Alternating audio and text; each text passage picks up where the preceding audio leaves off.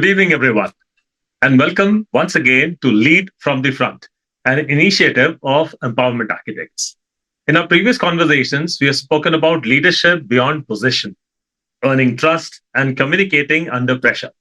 Today, we are moving to another situation where leadership is truly tested: decision making. Most decisions in life are relatively easy when we have all the facts, isn't it? But leadership rarely gives us that luxury. Sometimes information is incomplete. Sometimes the clock is ticking. Sometimes the consequences are significant. And yet somebody has to make the call. So today's question is, does a good leader wait for certainty or know when to act without it? Dr. Arun sir, you operated in environments where waiting for complete information simply isn't an option. So firstly, welcome to the show, sir. Thank you so much, and good evening to you and to our esteemed viewers also. So let's begin with you, sir.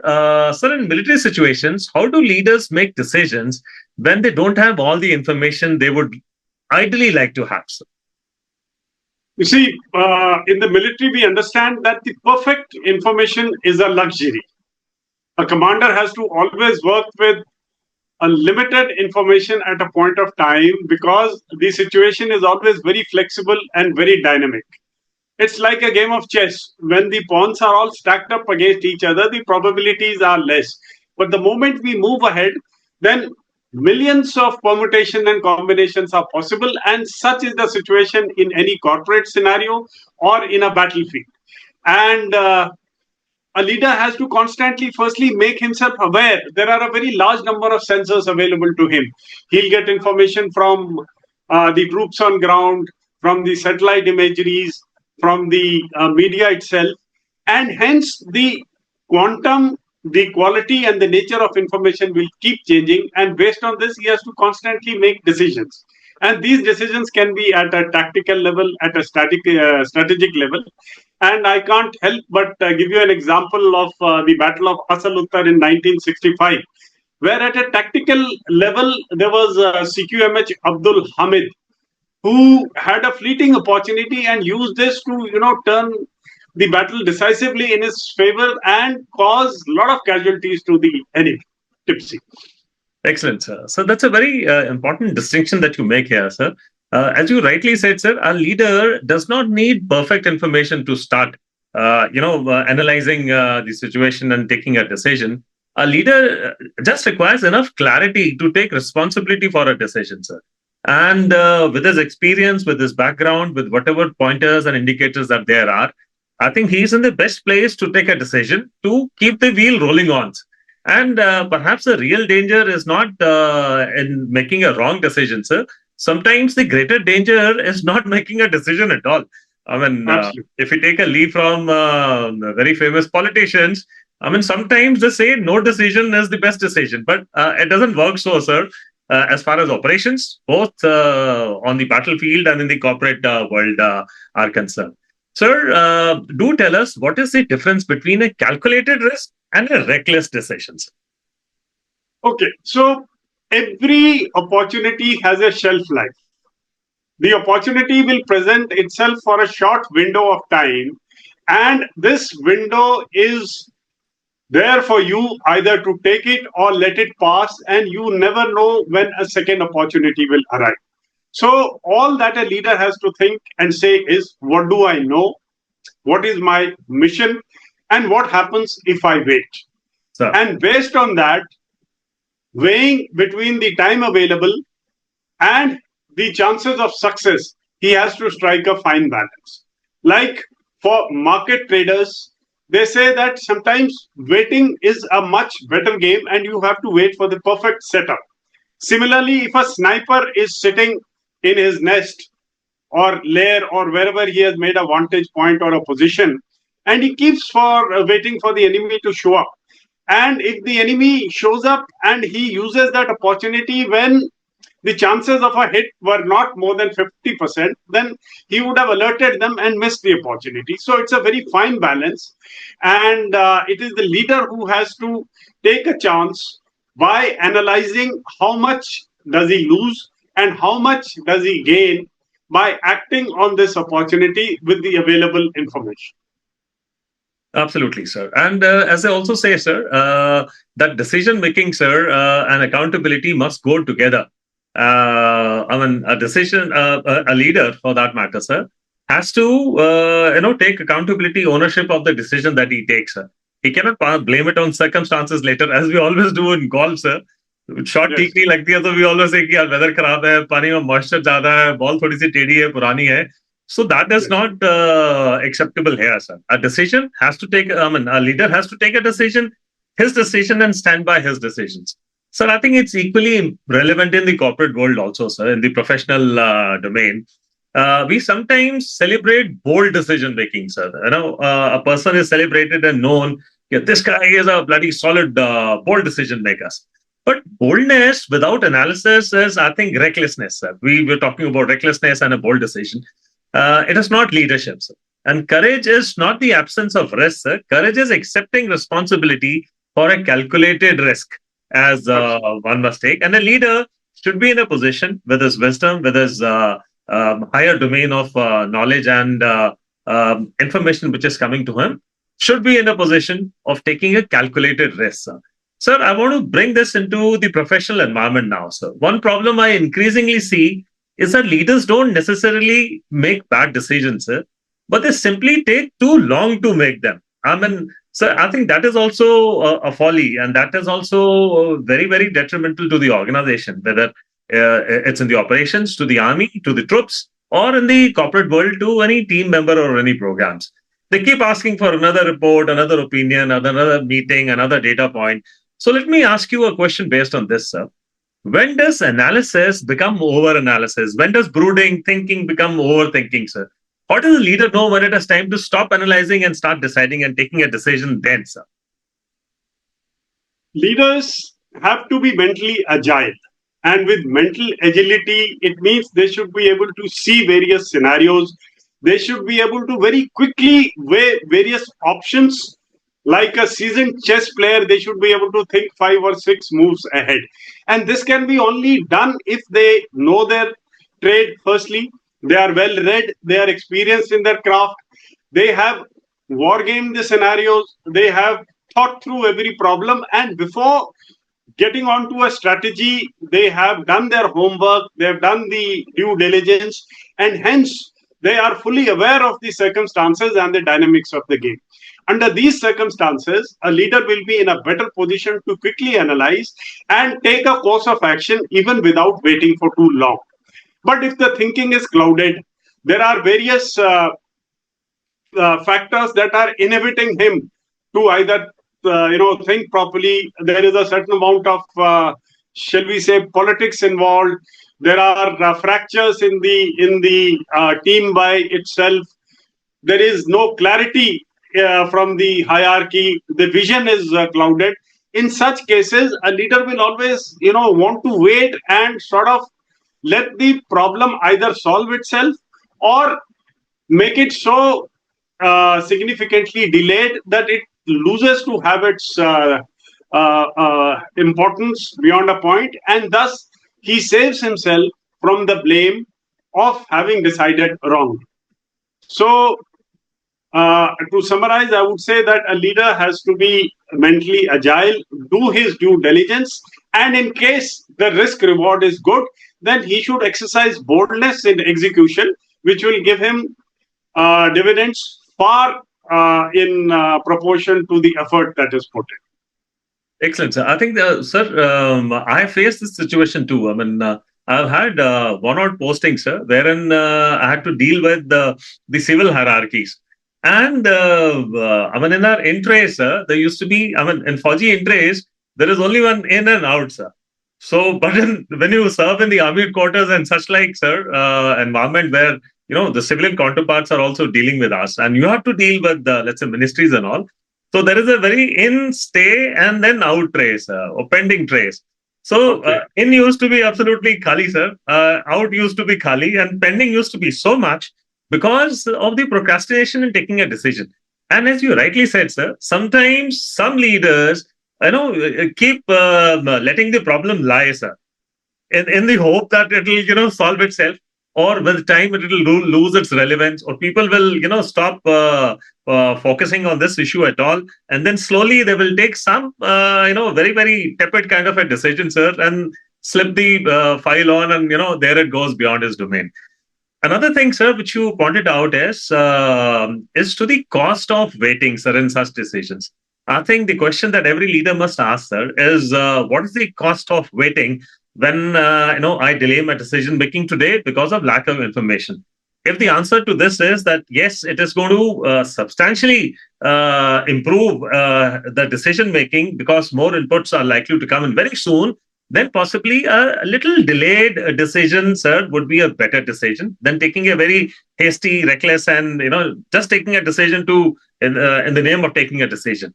But if one is very sure and if one is advised by one's staff and advisors that, sir, waiting for this is not going to improve anything, the situation is going to be the same, then you might as well, sir, take the ownership and take a decision, then move on, sir.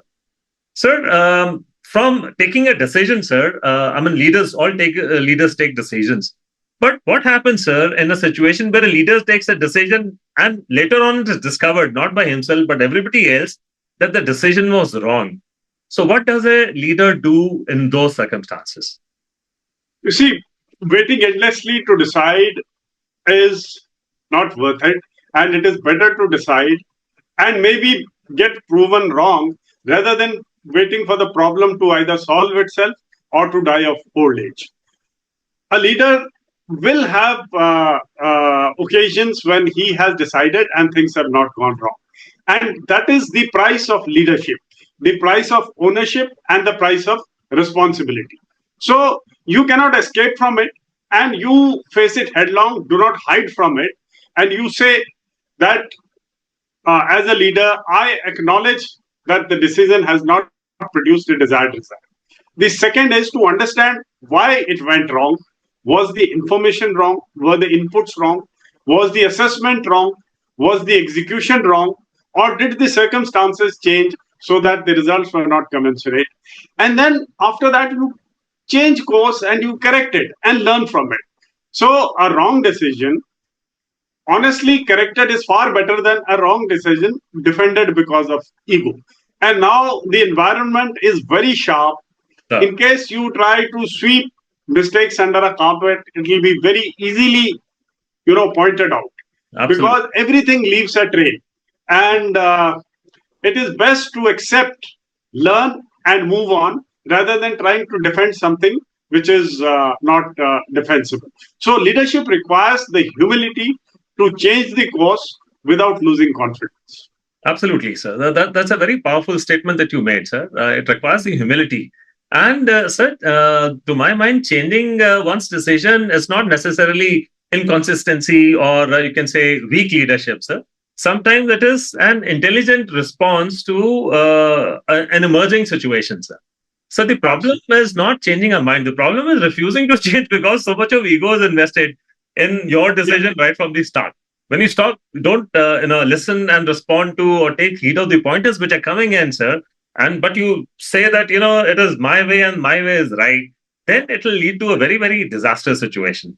Sir, let me put across a very uncomfortable kind of a question to both of us, sir. I would expect you to respond first. Do leaders sometimes delay their decisions because they're afraid of being blamed if they get it wrong, sir? Every leader is under a spotlight, and all of them have various ambitions, certain aims, certain agendas. And once you've got the opportunity to be a leader, then one would want to be unscathed, would want to create a legacy for himself. So that certain amount of fear of failure always exists because you do not want to go into history as somebody who let the company down or who let his organization down or who took certain decisions that were not very admirable. But what I wanted to bring out was that failure and success has got a very thin line, and what divides the two is the ability to think through a situation, the diligence you have done, and the amount of hard work that has been put in before a course of action was set into motion. So, as a leadership, this is the price you have to pay for being a leader himself. This is the price of ownership. This is the price of uh, responsibility, and one cannot put a value to it straight away. Depending on the ability of a leader to take a certain amount of risk or his tolerance for ambiguity, he would make a threshold of either acting on a situation or not acting on a situation, or diffusing a situation, lest it backfires on him. Right. I completely agree with you there, sir. And so let me talk about a different perspective now. So we spoke about the leader. Let me take into the perspective of the people below the leader, so because leadership is involved there as well. Sir, sometimes there are institutions where the top leaders, the bosses, don't take very kindly to mistakes committed by the junior members of the team, sir. And if this continues for a very long time, sir, people will lose the trust. We spoke about this earlier. The communication, the trust which is there between the leader and the led, between the team leader and the team, sir, will simply vanish. And people below the team, the troops will simply escalate everything upwards, because every small little decision that they take, if that is being denigrated, sir, and they are being told that they are incompetent and incapable of taking even such a small decision, then they will stop taking that decision. And this will lead to a leader. What we talked about earlier was as a bottleneck, sir. That when a leader becomes a bottleneck, the organization chokes under it, sir. Everybody pushes everything up, escalate it up, right up till the leader, and he becomes so hemmed into taking small administrative decisions, sir, that he will not have time for taking strategic decisions to take the organization and the corporate ahead. I would say, sir, a culture where people can take calculated risk without rather with the impunity of being sort of ticked off, own the outcome and learn from the mistake, and such organizations are bound to grow, sir. Sir, let's leave our viewers with one simple question to think about before the webinar, sir. If you had only 60% of the information and you wanted, I mean, that is the more information you wanted, but that's not coming your way. But waiting for the remaining 40% would cost you a very, very valuable opportunity, that opportunity window you talked about, sir. Would you act? And if yes, what would give you the confidence to act in such a situation? Sir, we'll require your expertise on this. Firstly, very well brought out. You have summarized it so very well. And all I want to tell our young viewers or leaders is that there was a term in our young officer days called no chance, no dance. On a dance floor, unless you approach a lady and you ask her to come on the floor, you will not get that opportunity. So. And there are three terms that come to my mind. First is rigidity. You see, rigidity is something which is looked down upon in the military because it causes actions which are inflexible. The second is sunk cost fallacy. We sometimes try to defend a decision because too much of resources, energy, manpower has been put into it. So we defend it till it, sinks you down. And the third, as I had already been mentioned by you, is upward delegation. So rigidity and sunk cost fallacy and the leader being too defensive will cause his team to keep delegating upwards. So with this, and the wonderful question that you have left for all of us to ponder on, whether 60% of information is adequate and should we wait for the information to get more clearer or should we act with it? I'll leave that to the viewers. And for the closing inputs, back to you, Tipsy. All right. Thank you very much, sir. And it was indeed a very, very informative and educative discussion. Every time we bring up these subjects with you, sir, it is very, very informative. And I think that is where we will leave today's discussion, sir. So we have deliberated, not tried to answer everything today, because the real question is much bigger. How do you make better decisions when information is incomplete? Time is limited and the consequences matter. That's what Brigadier Arun and I will explore in our upcoming Lead from the Front webinar this Saturday. We will look at decision-making under uncertainty, risk assessment, intuition versus data, the danger of analysis paralysis, and most importantly, how leaders can make the call and own it. Until then, think about one decision you have been postponing. Ask yourself, am I waiting for more information because I genuinely need it or because I'm afraid to decide? Thank you for joining us. And as always, lead from the front. Arun sir, Jai Hind. Jai Hind, and always lead from the front.